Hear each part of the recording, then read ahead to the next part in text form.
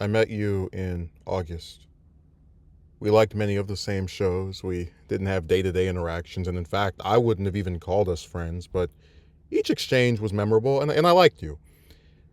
January, I found out more about you, your living conditions, and the various struggles that you had via your public post. And as someone who went through a very rough time last year, I sympathized with you. We talked repeatedly about how you were doing, and I was sworn to secrecy. Nothing you told me has been said or forwarded to anyone. I treated it with the utmost importance that anything you told me was kept confidential. When I started to support you, you in turn spoke to me more often, and I was under the impression that we were becoming closer. The only thing you ever did that I didn't like back then was that sometimes you wouldn't respond if I sent you a DM, but I was willing to wait days under the assumption that you were busy. And then came the private account. I didn't know about it until you started posting messages from it on your main one, but I figured it was just a place you went to blow off steam and that if I requested to follow it, you would accept it. Instead, you didn't. I saw you post on your main account that you only let people into the private one that you trusted.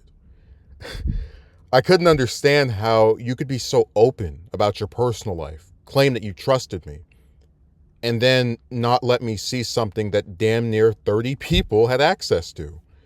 I found out that you were on some other sites as well, but I figured if you could not extend yourself to me in such basic ways on the site we met on, then why bother trying to reach out to you on others? After all, if you wanted to speak to me, you wouldn't have ignored the last message that I sent you for days on end. I always think about what all I want in the people I speak to, if it's realistic, if I'm asking for too much. Thanks to your actual friends and their postings, I know you're active on sites like Discord. When I imagine just having you respond when I sent you a private message, talking to you in a call, I know that those wants are attainable, provided that you reciprocate my desire to have them. You don't, and that's your right, but it is then within my right to walk away. While I may like you, perhaps more than I care to admit, I do not like feeling second rate compared to your actual friends. I do not like how, for as much as I've tried to get to know you, I've noticed that you've never once asked me about myself or how I'm doing. I do not like having to settle for a reply once a month, while I know you frequently talk to them when you're watching movies and shows together and whatever else you do during your reindeer games.